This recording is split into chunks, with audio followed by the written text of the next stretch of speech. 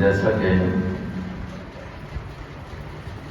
ہمارے بھائی ڈاکٹر عبدالرشید صاحب نے ابھی آپ کے سامنے یہ بات رکھی ہے کہ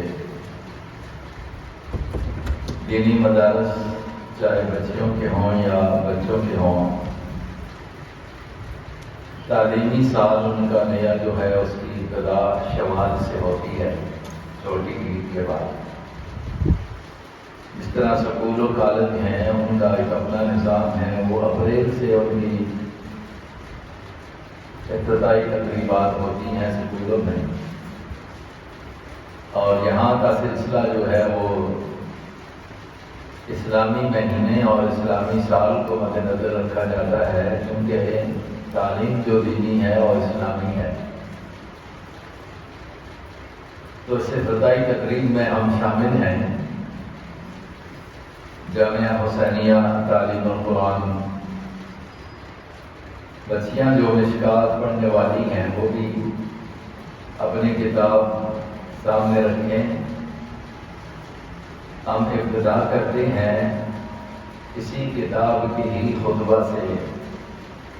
ابتدا کے لیے دونوں چیزیں جو پیارے پیغمبر علیہ السلام نے فرمائی ہیں وہ اس میں شروع میں آئی ہوئی ہیں کہ ہر چیز کی ابتدا بسم اللہ سے، الحمد سے ہونی چاہیے، تو وہ یہاں پر موجود ہے۔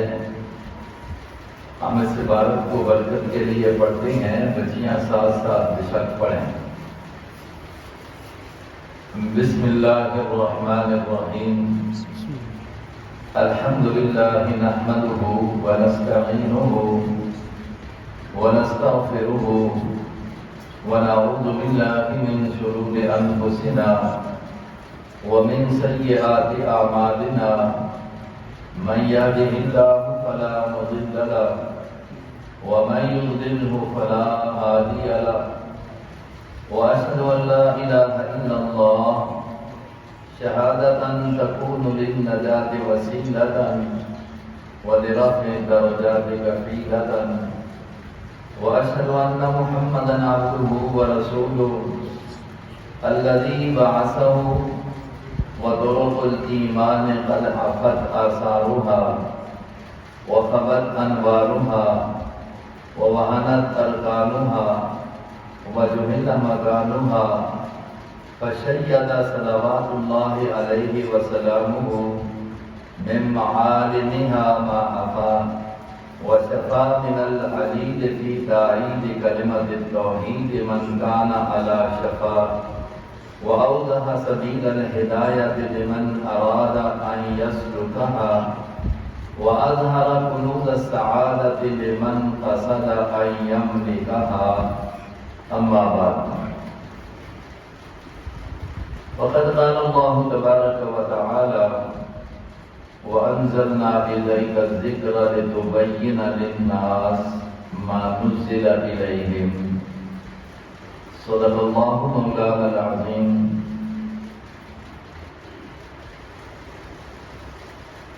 ہمارے سامنے جو کتاب ہے جس کی ابتدا سے تقریباً بنین یا بنات دونوں کے اسباب کی ہم ابتدائی تقریب میں شامل ہیں، اور اس کے ذریعے ہی سب کی ابتدا کر رہے ہیں۔ چونکہ یہ کتاب لکھی گئی حدیث رسول میں، جناب نبی کریم صلی اللہ علیہ وسلم کے ارشادات، آپ کے افعال اس میں درج کیے گئے، جس کو حدیث رسول کہا جاتا ہے۔ تو برکت کے لیے، حصول برکت کے لیے اس کتاب کی آج افتتاح کر کے ہم اپنے تعلیمی سال کی ابتدا کر رہے ہیں۔ اللہ تبارک و تعالی اپنے دربار میں قبول فرمائے۔ دو چار باتیں جو سب کے لیے ہوں گی انشاءاللہ۔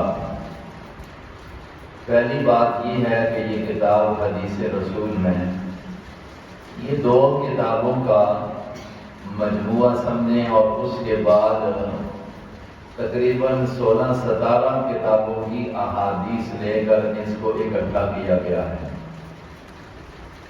ایک کتاب تھی المصابیح، جو 6 صدی کے ایک عالم نے احادیث کو جمع کیا تھا، اور دوسرا پھر اس پر کچھ اضافے کیے گئے 8ویں ہجری میں، 8ویں صدی میں وہ اضافے ہو کر مصابیح سے نام بن گیا مشکات المصابیح۔ تو اصل کتابیں 2 تھیں اور دونوں میں احادیث رسول تھی۔ مشکات جو ہے 8ویں ہجری میں لکھی گئی، تو اس پر اضافہ کیا گیا کچھ چیزوں کا جو سبق کے دوران بتائی جاتی ہیں طلباء کو بھی اور طالبات کو بھی۔ جب یہ حدیث رسول ہے تو پہلے ہمیں پتہ چلنا چاہیے کہ حدیث کس کو کہتے ہیں۔ جو حدیث پڑھی جا رہی ہے، پڑھائی جا رہی ہے دینی مدارس میں، یہ کیا چیز ہے؟ تو اس کو سمجھنے کے لیے ہر بندہ سمجھ سکتا ہے کہ جناب نبی پاک صلی اللہ علیہ وسلم کے جو اقوال ہیں، یعنی آپ نے جو باتیں کہی ہیں یا آپ نے کوئی عمل کیا ہے، یا یہ ہے کہ آپ کے سامنے صحابہ کرام میں سے کسی نے کوئی عمل کیا ہے یا کہا ہے اور نبی پاک صلی اللہ علیہ وسلم اس پر خاموش رہے ہیں، نکیر نہیں فرمائی، تو اس چیز کو حدیث رسول کہتے ہیں۔ حضور کی باتیں، حضور کے عمل، صحابہ کے عمل، یہ کیا کہلاتے ہیں؟ حدیث رسول کہلاتے ہیں۔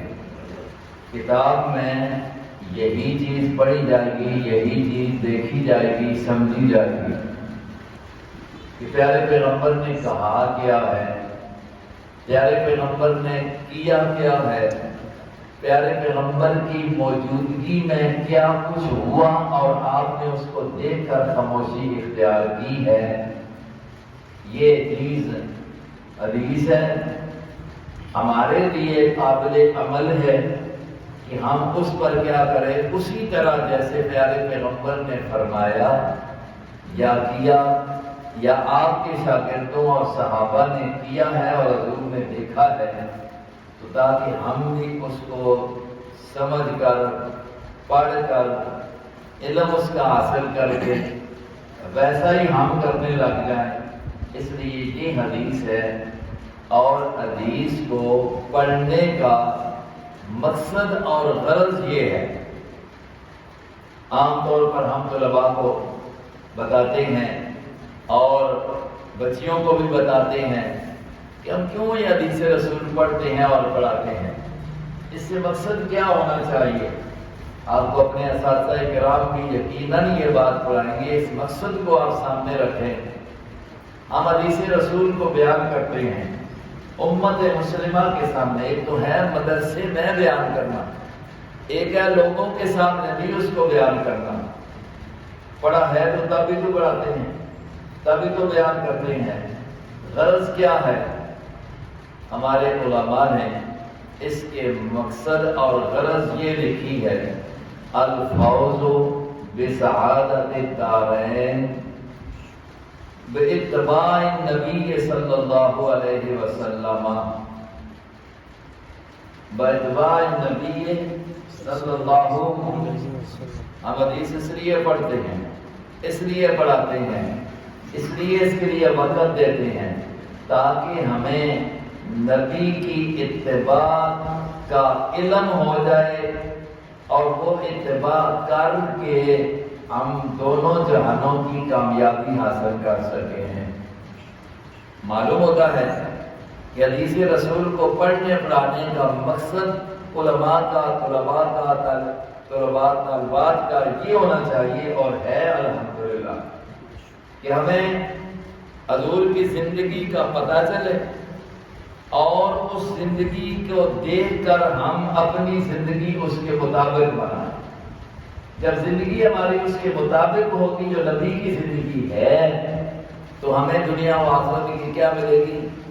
کامیابی ملے گی۔ یہ غرض ہے مدرسہ قائم کر کے حدیث رسول پڑھانا اور پڑھنا، دنیا کے سامنے پیارے پیغمبر کی باتوں کو بیان کرنا، پیارے پیغمبر کے افعال کو یا سنت کو یا سیرت کو، کردار کو بیان کرنا، یا اس طرح کہہ دو کہ پیارے نبی کی زندگی کو بیان کرنا، یا اس طرح کہہ دو پیارے نبی کی حیات کو بیان کرنا۔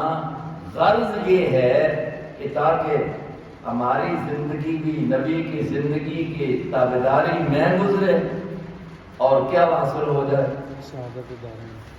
دونوں جہانوں کی سعادت حاصل ہو جائے۔ یہ ہے حدیث رسول پڑھنے اور پڑھانے کی غرض۔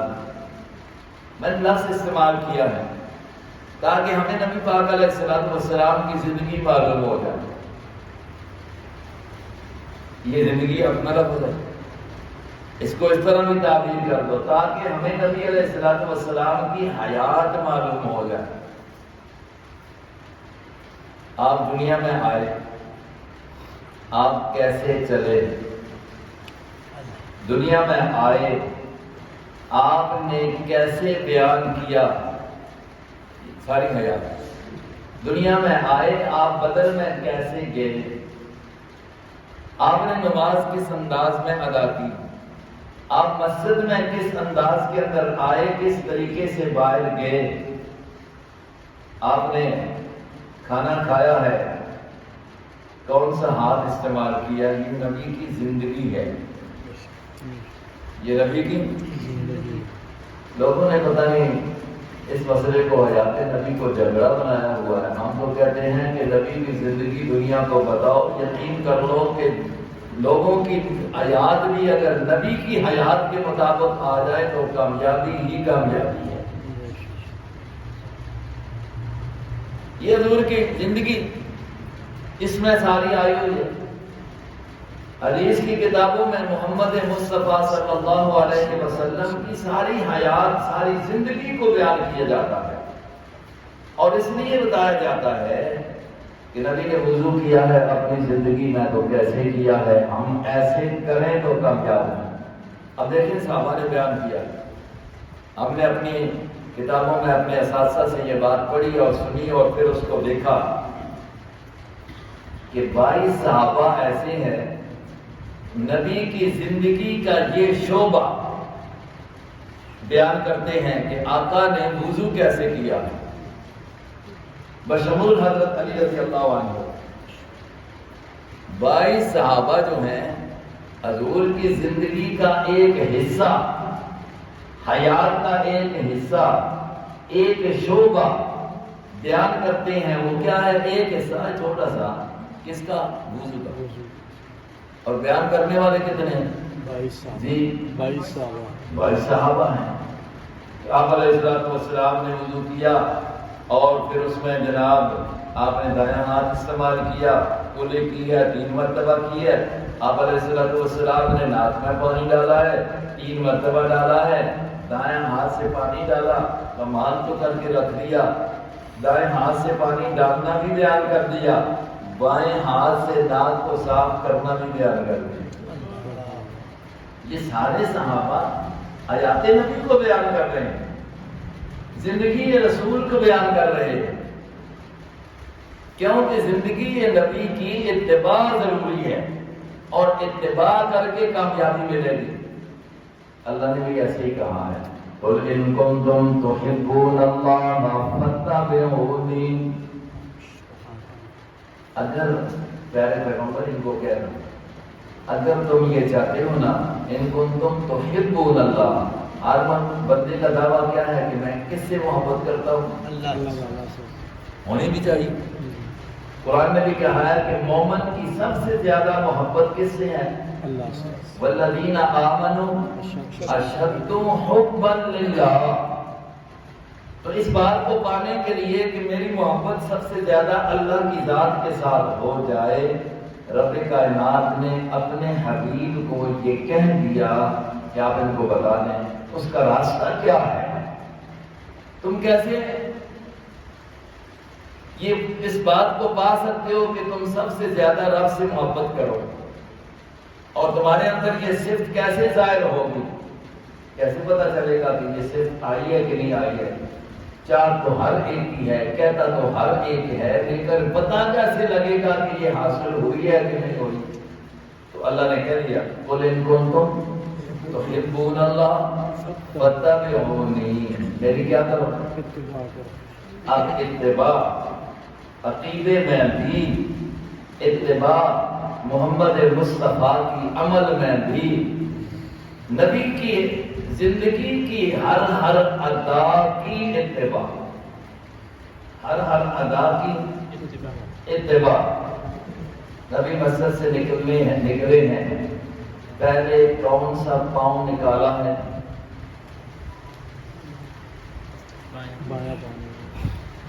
یہ جو مشکات ہے وہ آئے نا، اس میں یہ آئے گا، حیات نبی آئے گی۔ آپ نکلے ہیں تو بایاں پاؤں نکالا مسجد سے باہر پہلے، لیکن جوتا پہلے کون سا پہنا؟ دایاں پہنا، دایاں۔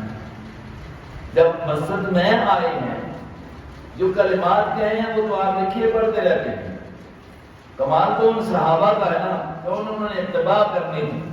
نبی علیہ السلام آئے ہیں، اب آتے ہوئے دیکھا، بتا دیا کہ نبی علیہ السلام آتے وقت کون سا پاؤں پہلے مسجد میں داخل کرتے ہیں؟ دایاں۔ چپل کون سی اتارتے ہیں؟ پہلے بائیں۔ اب یہ ہم تک پہنچا ہے نا، اس کتاب میں یہی باتیں ہیں، یہ حدیث رسول ہے، اور یہ کیوں پڑھی جا رہی ہے؟ صرف پڑھ نہیں رہا ہے ہمیں، تاکہ حیات نبی کا پتہ چلے، زندگی نبی کا پتہ چلے، سیرت نبی کا پتہ چلے، ہم اس کی اتباع کر سکیں۔ تو اب اگر ہم ایک چھوٹا سا بیان احمد بتایا کہ مسجد میں آئے ہیں، آپ علیہ السلام کا انداز کمال تو ہے ان بیان کرنے والوں پر، انہوں نے بیان کر کے ہم تک پہنچا دیا۔ وہ تو ادائیں بھی دیکھتے تھے نبی کی، کیوں دیکھتے تھے؟ اتباع کرنے کے لیے۔ آج ہم ادائیں پڑھتے ہیں، پڑھاتے ہیں اس غرض سے کہ ہم ان کی اتباع کرتے ہیں، ہم تو نبی کو نہیں دیکھ رہے، لیکن نبی کی جو صفات و افعال اقوال ہیں وہ تو ہمارے سامنے ہے نا، وہ تو ہمارے، اسی کو حدیث رسول کہتے ہیں۔ تو آپ یہ جو مشکات شریف ہے یہ حدیث رسول ہے، ایک تو معنی میں نے حدیث کا بتا دیا، اپنے عام فام الفاظ میں آپ نے سمجھا ہوگا کہ حدیث کس کو کہتے ہیں؟ حضور کے اقوال افعال، جی، حضور کی بات، حضور کا عمل۔ نبی علیہ السلام کے سامنے کسی صحابی نے کوئی عمل کیا ہے تو اس پر نبی علیہ السلام خاموش ہوئے، اس کو اس عمل سے منع نہیں کیا، تو صحابی کا وہ عمل بھی کیا بن جائے گا؟ حدیث میں آیا تو وہ بھی حدیث بن گیا۔ اس لیے صحابہ کے عمل کو بھی سنت کہا جاتا ہے، اور اس پر صحیح حدیث بھی موجود ہے، علیکم بسنتی وسنت الخلفاء الراشدین المہدیین۔ حضور نے فرمایا تمہارے اوپر میرا طریقہ، میری سنت، اس پر عمل کرنا تمہارے ذمہ لازم ہے، لیکن اس پر بس نہیں کیا، علیکم بسنتی وسنت الخلفاء الراشدین المہدیین، ان کی سنت پر بھی عمل ایسے ہی ضروری ہے جیسے میری سنت پر عمل ضروری ہے۔ کیوں؟ اس لیے کہ ان کا عمل بھی اصلاً وہ میری ہی سنت ہے، ان کا عمل بھی اصلاً میری ہی سنت ہے۔ جیسے کہا جاتا ہے نا، قرآن نے کہہ دیا اطیعوا اللہ و اطیعوا الرسول، اللہ کی بھی اطاعت کرو، رسول کی بھی اطاعت کرو۔ ایک جگہ کہہ دیا من یطیع الرسول فقد اطاع اللہ، جو رسول کی تابعداری کرتا ہے حقیقتاً اللہ کی کرتا ہے۔ اس لیے ہم کہتے ہیں جو صحابہ کی تابعداری کرتا ہے حقیقتاً رسول کی کرتا ہے۔ ایک تو یہ بات آپ نے ذہن میں رکھی، حدیث کی تعریف آئے گی تو حدیث کی حمیت بھی آئے گی۔ اب اس کے پڑھنے پڑھانے پر جو نبی پاک علیہ الصلوۃ والسلام نے ایک دعا دی ہے اس کو بھی مد نظر رکھیں۔ حدیث کے پڑھنے پر، حدیث کے پڑھانے پر دیکھیں، ایک ہے اللہ کا کلام، کلام اللہ، وہ ارادہ اس کا مقام ہے، اس کا عظمت، اس کی شان وہ اپنی جگہ، لیکن حدیث رسول جو ہے اس کی عظمت کے لیے جہاں پورا علم آگے باب قائم کیا ہوا ہے کتاب العلم، اسی کتاب میں اس کے اوپر جا کر جب پڑھے بندہ تو پھر پتہ چلتا ہے کہ طالب علم کی علم دین کی طرف کرنے والا، علم دین کو آگے پھیلانے والا، اس کی حقیقت کتنی ہے۔ حضور پاک علیہ السلام کا وہ ارشاد ہمیں سامنے رکھنا چاہیے، طالب علموں کو بھی، طالبات کو بھی، اور ان کے ساتھ معاونین کو بھی، اور ان کو پڑھنے پر پڑھانے والے کو بھی۔ حضور نے کتنا آسان سا ترمذی ثانی میں یہ آتا ہے، من خرج من بیتہ لطلب العلم، جو بندہ بھی چاہے مرد ہو چاہے عورت ہو، من خرج من بیتہ لطلب علم الدین، علم دین کی طلب کے لیے گھر کو چھوڑتا ہے، فَهُوَ مُجَاہِدٌ، وہ بھی کیا ہے؟ مجاہد فی سبیل اللہ، وہ اللہ کے راستے میں جہاد کرنے والا ہے، حتیٰ رجع، یہاں تک کہ وہ کیا ہو جائے؟ واپس ہوا، حتیٰ یرجع، یہاں تک کہ وہ واپس ہوگا۔ تو دیکھیں ایک بندہ، ہمیں چونکہ اس علم کی فضیلت کا نہیں اتنا استحضار ہوتا نا، اس لیے ہم ادھر ادھر دیکھتے ہیں، بچیاں ہوں یا بچے ہوں، پڑھانے والے ہوں یا معاونین ہوں، وہ دیکھیں کہ ہم کس کے ساتھ تعلق رکھے ہوئے ہیں۔ کہ اللہ کا نبی تو کہتا ہے جو دین کے علم کو حاصل کرنے کے لیے گھر کو چھوڑتا ہے تو اس کا مقام کس والا ہے بھائی؟ وَهُوَ فِي سَبِيلِ اللَّهِ، وہ اللہ کے راستے میں، یہ بھی اللہ کے راستے میں ہے، یہ بھی اللہ کے واسطے میں ہے، اس کی اہمیت ہے۔ اور حضور پاک علیہ السلام کی اس دعا کو بھی آپ مد نظر رکھیں۔ نبی علیہ السلام نے فرمایا، نظر اللہ عبدا سمع مقالتی وأوعاها وأداها كما حفظها، اللہ خوش رکھے اس کو۔ نظر کا معنی کرتا ہوں میں، میرے بھائی حضرت مولانا فتح محمد صاحب بیٹھے ہیں، ڈر بھی لگتی ہے، اللہ نے ان کو بڑا علم سے نوازا ہے، لیکن یہ انتہائی انکساری میں رہتے ہیں۔ حضور نے فرمایا اللہ خوش رکھے، اللہ تر و تازہ رکھے، کس کو؟ اب حضور کہہ رہے ہیں اللہ خوش رکھے، اللہ تر و تازہ رکھے، کس کو؟ سمع مقالتی، جس نے میری حدیث کو، میری بات کو سنا، وَأَوْعَاهَا، پھر اس کو یاد کر لیا، میری بات کو سنا اور پھر اس کو یاد کر لیا، پھر یاد کرنے کے بعد فَأَدَّاهَا كَمَا حَفِظَهَا، دوسروں تک بھی ایسے پہنچا دیا جیسے اس کو یاد کیا، اپنی طرف سے اس میں کوئی پیوند کاری نہیں کی، صحیح میری بات کو سنا، یاد کیا، پھر اس کو آگے پہنچا دیا۔ حضور کیا کہتے ہیں؟ اللہ اس کو کیا رکھے؟ تر و تازہ، اللہ اس کو خوش رکھے۔ میں نے محدثین کی کتابوں میں، شارحین کی کتابوں میں اس حدیث کے تحت بزرگوں کی یہ بات پڑھی ہے، اور پھر تجربے میں بھی آتی ہے کہ جو بندہ حدیث پڑھتا پڑھاتا ہے، اللہ رب العزت اس کے چہرے پر ہمیشہ خوشی رکھتے ہیں، خوشی کے آثار رہتے ہیں، اطمینان نصیب ہوتا ہے۔ یقین کریں بھوکے رہ کر بھی وہ خوش رہتے ہیں، خالی جیب ہونے کے باوجود بھی خوش رہتے ہیں۔ یہ نعمت اللہ حدیث کے حاصل کرنے والوں کو اور حدیث کے آگے پہنچانے والوں کو نصیب فرماتے ہیں. یہ تجربے کی بات ہے. بات اصل یہ ہے کہ وہ بات یقین کی اور بات اندر کی ہے. تو اس لیے بچیاں یا بچے جو حدیث پڑھتے ہیں اور صاحب مصابی کمال کیا, اتنا بڑا ذخیرہ دیا, اللہ تجھے خوش رکھے, اللہ تجھے تازہ تازہ رکھے, اور صاحب مشکات تجھے اللہ تر تازہ رکھے. نبی کی دعا ان کے حق میں قبول ہوئی تو تب اتنا بڑا کام ہوا ہے. اس لیے اس کام کو عام طور پر جو لوگ کہتے ہیں بتائیے مسیحی میں مولوی سے مولوانیاں پہ ہوئی ہیں اینے بیٹھے ہو, سب کم ہے, کوئی نہیں خدا کے بندو. اصل کام تو یہ ہے, نبی کی دعاؤں کے مصداق یہ لوگ ہیں جو علم قرآن اور علم حدیث پڑھتے ہیں, پڑھاتے ہیں. یہ اصل نبی کی دعاؤں کے مصداق ہیں. اس کے لیے محنت کی ضرورت ہوتی ہے. جو مصابیح والے ہیں ان کا ایک واقعہ آپ کو کتابوں میں لکھا ہے. ان کے حالات میں انہوں نے اس کے علاوہ ایک اور کتاب لکھی تھی شرح السنہ کے نام پر.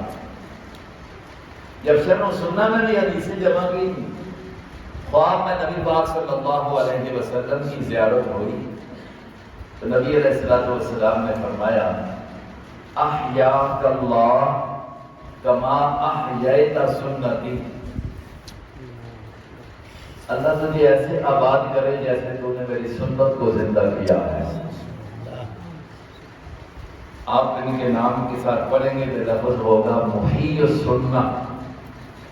محیی السنہ کا معنی یہ ہے سنت کو زندہ. علماء نے لکھا ہے کہ اسی جملے کی وجہ سے جو نبی نے خواب میں ان کو دعا دی تھی, وہ جملہ ان کے لیے جب ظاہر ہوا, علماء کے سامنے آیا, تو عوام الناس میں بھی علماء میں بھی ان کا لقب بن گیا محیی سنت کو زندہ کرنے والا. تو اللہ نے سنت کو زندہ ان سے کرایا, ان کا نام آج تک زندہ ہے. آج تک زندہ ہے. 800 سال 1000 سال گزر گئے پھر بھی محیی سنت.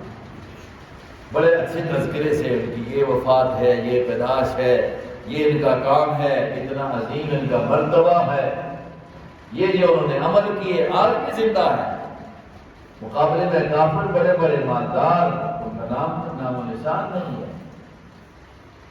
میں نے پہلے کہہ دیا کہ جن کے پاس حدیث ہوتی ہے, حدیث کا علم ہوتا ہے, پڑھتے ہیں پڑھاتے ہیں, جیب خالی بھی ہو تو رہتے خوش ہیں. اور دنیا دار جو ہیں جیب میں لاکھوں نہیں کروڑوں بھی پڑے ہوتے ہیں, رہتے پریشان ہیں. آج کل تو یہ بات بالکل واضح ہو گئی ہے. جس سے بھی پوچھو نا دنیا دار سے, کروڑوں نہیں اربوں کا مالک ہے, سر پکڑ کے بیٹھا اور جو استاد جی بس ٹینشن میں ہوں, ٹینشن میں ہوں, ٹینشن میں ہوں. حقیقت ہے کہ نہیں؟ الحمدللہ ایک عالم دین سے پوچھو جو قرآن پڑھا رہا ہے, جو حدیث پڑھا رہا ہے, نہیں کہے گا کہ ٹینشن میں ہوں, وہ کہے گا کہ اللہ نے توفیق دی ہوئی ہے قرآن پڑھا رہا ہوں. وقت پر کھانا مل جائے, جیسا بھی مل جائے الحمدللہ, نہیں تو الحمدللہ. یہی ہوتا ہے. میں سمجھتا ہوں کہ یہ صرف یہ اطمینان جو ہے نا, یہ نبی کی دعا کا اثر ہے. اللہ تبارک و تعالی ہمیں ایسا بننے کی توفیق نصیب فرمائے. میری بچیوں, پڑھنے والیوں, جس حدیث کو آپ پڑھ رہی ہیں یہ ساری نبی کی حیات ہے, یہ ساری نبی کی زندگی ہے. آپ دیکھیں گی جب حدیث کو شروع کریں گی اس خطبے کے بعد, تو پہلی حدیث میں نبی کی حیات کا پہلا جملہ یہ ہوگا جو درس دیا جا رہا ہے کہ انما الاعمال بالنیات. آپ کو اللہ نے زندگی دی ہے, آپ کو اللہ نے مشکات پڑھنے کا موقع دیا ہے, تو اس مشکات کے پڑھنے والے عمل کے لیے بھی اپنی نیت کو کیا کر لو, خالص کر لو. جو بھی عمل کیا جا رہا ہے اس میں نیت کو خالص کر لو. یہ پیارے پیغمبر کی زندگی کا پیغام ہے. آپ نے زندگی پیارے پیغمبر کی زندگی کے مطابق بنانی ہے. کتاب الایمان شروع ہوگی, نبی پاک صلی اللہ علیہ وسلم سے جب سوال کیا جائے گا ایمان کس کو کہتے ہیں، نبی کی زندگی یہ ہے، آپ کو ایمان کی تعلیم دے رہے ہیں۔ اسلام کس کو کہتے ہیں، پیارا پیغمبر اسلام کی تعلیم دے رہا ہے۔ احسان کس کو کہتے ہیں، پیارا نبی عجیب انداز سے بیان کر رہا ہے۔ احسان اس چیز کا نام ہے کہ جب تو کوئی بھی عمل کرے نا اس نظریے سے کر تو اللہ کو دیکھ رہا، جب تو نماز کے لیے کھڑا ہو تو نبی کی تعلیم یہ ہے کہ تو یہ سمجھ کے میں کس کو دیکھ رہا ہوں، نہیں تو کم از کم یہ خیال کر کے مجھے تیرا اللہ دیکھ رہا۔ یہ احسان ہے، یہ حضور کی زندگی ہے۔ آگے کتاب الطہارت آئے گی، اللہ اکبر۔ کتاب الطہارت سے پہلے ایمانیات میں عذاب قبر، جزائے قبر کا ذکر آئے گا، تقدیر کا ذکر آئے گا۔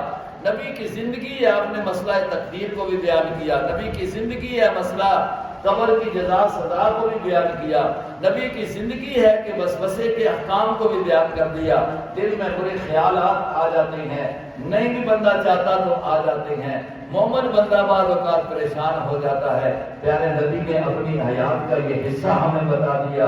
اگر اس قسم کا تجھے خیال آتا ہے اے مومن، تجھے پریشان ہونے کی ضرورت نہیں، رب ذوالجلال ایسے خیالات پر قبر کرتا ہی نہیں۔ نبی کی حیات کو کیوں نہیں بیان کرتے ہو؟ میں نے وضو کا ذکر پہلے کر دیا۔ صحابہ کرام کا تو کمال ہے نا، کلی کرتے ہیں، حضور کے صحابہ گر رہے ہیں کتنی مرتبہ کرتے ہیں، ناک میں پانی ڈالتے ہیں، جس ہاتھ سے کتنی مرتبہ ڈالتے ہیں، ناک سے پانی جھاڑتے ہیں، صفائی کرتے ہیں، تو صحابہ بتاتے ہیں کہ کس ہاتھ سے استعمال، کس ہاتھ کو استعمال کرتے ہیں۔ مسح کرتے ہیں تو آپ کا ہاتھ کس انداز میں ہے؟ آج کون کرتا ہے؟ ایک استاد کہہ بھی نہ سکے تو آج کل تو دور نہیں ہو گئے، ذرا میں یہ کام کر کے تمہیں سکھاتا ہوں، خیال کرنا، دیکھنا، اس کا خیال کر بھی موبائل میں ہوتا ہے۔ مسئلہ بنا ہوا ہے۔ بات سمجھانے کی کوشش کریں اپنی اولاد کو، ساتھ سمجھانے کی کوشش کریں، لڑکے کے بچے اور بچی کے دل و دماغ کے اندر سے موبائل چڑھا ہوا ہے، کہاں وہ سمجھتا ہے؟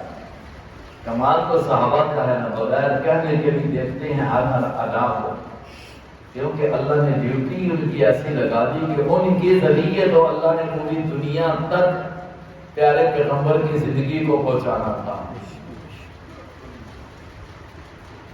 میں تو یہ کہا کرتا ہوں کہ آؤ ہمارے ساتھ دیکھو کہ حیات نبی کون بیان کرتا ہے، کون بتاتا ہے۔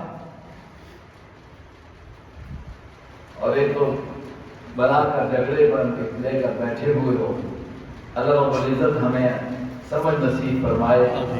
امت کے اندر بجائے اتفاق و اتحاد کے اندر کرنے کے آج ہم رہنما بنے ہوئے ہیں، اختلاف بنا رہے ہیں۔ تو یہ حدیث کی کتابیں ہیں، اس میں بھی اتفاق کے لیے ضابطہ بیان کر دیا، ایمانیات کے ساتھ ساتھ اعمال کے پہلے باب الاعتصام بالکتاب والسنت، یہ بچیاں آگے پڑھیں، اب اس پر اتفاق ہو سکتا ہے۔ باب الاعتصام بالکتاب والسنت، آؤ اپنا عقیدہ قرآن کے مطابق بنا لو، عمل جو ہے وہ سنت مصطفیٰ کے مطابق بنا لو۔ اتفاق ہو سکتا ہے نہیں ہو سکتا؟ میں جو عقیدہ رکھتا ہوں میں قرآن کو اس کے دیکھوں بھائی قرآن اس کی تائید کرتا ہے کہ نہیں کرتا، میں جو عمل کرتا ہوں دیکھوں کہ نبی کی سنت اس کی تائید کرتی ہے کہ نہیں کرتی، بس یہ ضابطہ بنا لو، جھگڑا ختم۔ آج کل کیا ہوتا ہے، آج کل پہلے عقیدہ بنایا جاتا ہے، پھر کوشش کی جاتی ہے نمبر گن کر، قرآن کی آیتوں کے نمبر گن کر اس کو کس طرح اپنے عقیدے کے موافق کرو۔ نہیں بھائی، اپنا بنایا ہوا عقیدہ قرآن کو اس کے موافق نہ کرو، قرآن کا بتایا ہوا عقیدہ اپنا عقیدہ اس کے موافق کرو۔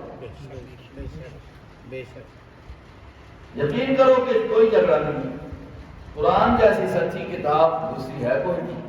وَاعْتَصِمُوا بِحَبْلِ اللَّهِ جَمِيعًا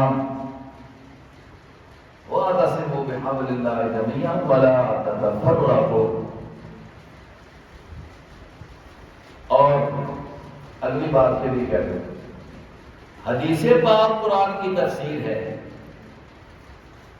حدیث پاک قرآن کی تفسیر ہے. جیسے قرآن پر ایمان لانا ضروری ہے ایسا ہی حدیث نبوی پر جو صحیح سند سے ثابت ہو اس پر ایمان لانا بھی ضروری ہے. کیوں؟ جس طرح اللہ کا قرآن وحی ہے اس طرح نبی کا فرمان بھی وحی ہے, حدیث رسول بھی وحی ہے. تو حقیقت میں وحی کو ماننا ضروری ہے. قرآن تشریح ہے, قرآن کی تشریح ہے حدیث رسول جو میں نے آیت کریمہ پڑھی ہے. وَأَنزَلْنَا إِلَيْكَ الذِّكْرَ. اللہ کیا فرماتے ہیں؟ انزلنا, ہم نے اتارا, الیکا, کس کے اوپر؟ حضور کو کہا گیا. اتارنے والے کون ہیں؟ انزلنا, ہم نے نازل کیا, الیکا, آپ کی طرف, کیا؟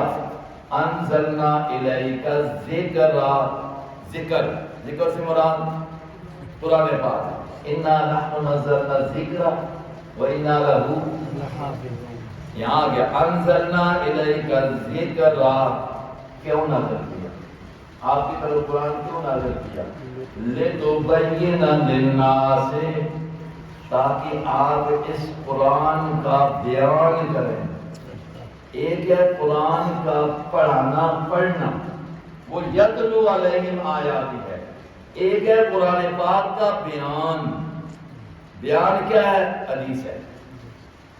حضرت شیخ القرآن کی زبان میں جو ہم نے اپنے اساتذہ سے سنا وہ کہا کرتے تھے اللہ نے اس امت کو 2 قرآن دیے ہیں. کچھ لوگوں کو یہ بھی عجیب ہوئی 2 قرآن دیکھو کہہ رہا ہے, 2 قرآن کہہ رہا ہے. وہ آتے ہیں نا بندے نا تعصب سے ضد سے ہوئے نا تو پھر وہ مثال مشہور ہے کہ آٹا گن میں ہلدی کے ہوئے ہیں. پھر سیدھی کمیاں نے کہہ کر سن الٹا بڑھا سا تو بات کوئی نہیں لگی. یہ بھی اعتراض کیا کرتے تھے غلام اللہ خان پر, جبکہ وہ وضاحت بھی کر کے چلے گئے. کہا کرتے تھے امت کو رب نے 2 قرآن دیے ہیں. یہ بات ہماری کتابوں میں لکھی ہوئی ہے کہ قرآن بھی وہی ہے اور حدیث بھی وہی ہے. اس کو اپنی زبان میں یہ کہتے تھے اور پھر کہا کرتے تھے ایک وہ قرآن ہے جو آپ کے پاس الماری میں ہوگا, مسجد میں ہوگا, مدرسے میں ہوگا, آپ کے سامنے کھلا ہوا ہوگا, اور ایک وہ قرآن ہے جو کبھی بدر میں نظر آئے گا, کبھی احد میں نظر آئے گا, کبھی تبوک میں, کبھی عائشہ کے گھر میں, کبھی حفصہ اور خدیجہ کے گھر میں نظر آئے گا. وہ قرآن کی تشریح ہے, حضور کا چلنا. اور یہ بات عائشہ نے بھی کہی تھی جب آپ سے پوچھا گیا آپ کے بارے میں کسی نے سوال کیا, اماں آپ بتائیں نبی کے اخلاق کیسے تھے؟ سوال پوچھا کس سے؟ حضور کی بیوی سے. نہیں سمجھ آئی؟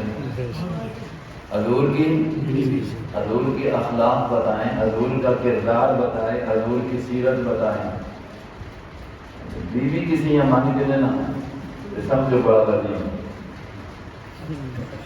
سوال وہی بیوی سے تب ہے. آپ میرے بارے میں میرے سنگیاں کو لو, دوستہ کو لو, بار بہت سے پوچھے ہو سکتا ہے کہ وہ کہا سنگی دوست ہے, وہ اچھا ہے, وہ اچھا ہے, کچھ دبا جاتا. بندے بھی تو بات صحیح کرتے ہیں. استاد محترم ہمارے سنایا کرتے تھے نا کہ ایک آدمی جو ہے نا اپنی بیوی کو کہتا ہے کہ میں بہت بڑا ولی ہوں, ایسا ہوں ایسا ہوں. تو بیوی نے کہا ہے تو کیسا ولی ہے؟ ولی تو وہ ہے, وہ دیکھا ہے کہ وہ اس دن ہوا میں اڑ رہا تھا. تو اس نے کہا وہ تو میں ہی تھا, وہ تو آگے وہ سمجھدار رہی نے واقع لگی تھی ٹنگا ڈنگیا ہی نہیں. پتہ نہیں بات سمجھ آئی؟ سوال کرنے والے نے سوال عائشہ سے اس لیے کیا کہ بیوی ہے یہ جو بتائے گی تو صحیح بتائے گی، دیکھتے ہوں کہ کیا بتاتی ہے۔ تو عائشہ صدیقہ نے جواب کیسا دیا تھا؟ میرے نبی کے اخلاق، کردار، عادات میں سے پوچھتے ہو، قرآن نہیں پڑھا ہے؟ قرآن سارا ہی نبی کے اخلاق بتاتا ہے، قرآن سارا ہی تو نبی کے کردار بتاتا ہے۔ میں نے دن کو جمعے میں بھی کہا، قرآن سارا ہی تو نبی کی عظمتیں بتاتا ہے۔ ایک ایک لفظ جو قرآن ذکر کرتا ہے نبی کی عظمت کو بیان کرتا ہے۔ اگر نبی کی بشریت کو بیان کرے تو تب بھی عظمت کے لیے بیان کرتا ہے، اگر نبی کے سجدے کو بیان کرے قرآن تو تب بھی عظمت کے لیے بیان کرتا ہے، اور نبی کے لیے لفظ موت کا قرآن استعمال کرے تو تب بھی عظمت کے لیے کرتا ہے۔ نہیں ہے کہ یہ لفظ گستاخی کے لیے آ گیا۔ تو بہرحال بات اسی طرف نکل گئی کہ حدیث رسول جو ہے وہ نبی کی جو حدیث ہے جو قرآن کی تشریح، اس لیے جیسے کچھ لوگ کیونکہ منکر حدیث ہیں، منکر حدیث ہیں، ہمارے اس صدی کا ایک بڑا فتنہ یہ رہا ہے اور ہے، جو انکار حدیث کرتے ہیں، حدیث کوئی چیز نہیں ہے، مختلف ان کے شبہوں و شبہات ہیں۔ دیکھیں عقیدتوں کا بھی انکار کیا گیا ہے، عقیدتوں کا بھی، قرآن کا انکار ہوا، قرآن کے اندر لا ریب والی بات کا انکار ہوا اور ہو رہا ہے، حدیث رسول کی حجیت کا انکار ہو کیا گیا اور ہو رہا ہے۔ بڑا بڑا لکھا انکار، آج کل نئے انداز سے نیا الحاد جو ہے نا، وہ یہ سب سے بڑا ہے کہ حدیث رسول کا انکار بڑے لیکن جدت کے ساتھ ہو رہا ہے۔ باتیں وہ پرانی ہیں لیکن انداز تھوڑا سا اس کو کیا کر دیا گیا ہے، بدلا دیا گیا ہے۔ اس لیے اس فتنے سے بھی اپنے آپ کو بچانا ہے۔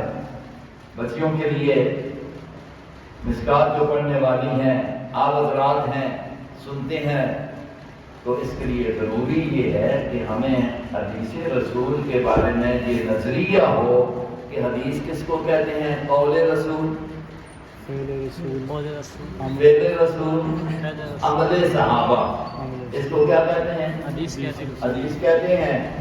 اور حدیث بھی اللہ کی طرف سے نبی کے اوپر وحی ہے، جیسے قرآن وحی ہے، یہ بھی وحی ہے۔ آگے تھوڑا سا فرق ہے، وہ علماء کرام پڑھانے میں بتاتے ہیں، لیکن عمومی طور پر یہ بات ذہن میں رکھیں کہ قرآن اور حدیث دونوں اللہ کی طرف سے وحی ہیں۔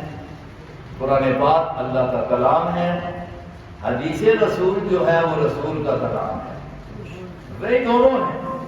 کلام اللہ ایک ہے اور ایک کلام رسول ہے۔ جیسے کلام اللہ پر ایمان ضروری، ایسا ہی کلام رسول پر بھی ایمان کیا ہے، ضروری ہے۔ حدیث کے اس سبق سے ہمارے اسباب کی افتاح ہوئی۔ یہ خطبہ جو میں نے پڑھا، انشاءاللہ آپ کے اساتذہ کرام اس کا معنی کریں گے اور اس کے اندر جو بحث ہیں پھر آپ کے سامنے آ جائیں گی۔ میں نے برکت کے لیے اس خطبے کو پڑھ لیا ہے۔ چند جو باتیں تھیں، حدیث کس کو کہتے ہیں، کیوں ہم اس کو پڑھتے پڑھاتے ہیں، اور نمبر 2 اس کے لیے جو نبی پاک صلی اللہ علیہ وسلم نے دعا فرمائی ہے۔ میں یہ 3 چیزیں آپ کے سامنے رکھی ہیں۔ اللہ تبارک و تعالی ہمیں سمجھ کر عمل کرنے کی توفیق نصیب فرمائے۔ اللہ نے جیسے ہمیں ابتدا کی یہ خوشی دیکھنا نصیب فرمائی ہے، اللہ ہمیں اس کتاب کی اور باقی کتابوں کی انتہا کی خوشی بھی ہم سب کو نصیب فرمائے۔ پڑھنے والوں کو، پڑھانے والوں کو اللہ اخلاص کی دولت سے مالا مال فرما کر اس عمل کو جاری رکھنے کی توفیق نصیب فرمائے۔ مدارس جتنے بھی ہیں وہ بھی، اور جامعہ حسینیہ تعلیم اور قرآن کو بھی اللہ تبارک و تعالیٰ مزید ترقی نصیب فرمائے۔ جو مشکلات ہوتی ہیں، مسائل ہوتی ہیں، اللہ ان سے ہم سب کو محفوظ فرمائے۔ وآخر دعوانا الحمدللہ رب العالمین۔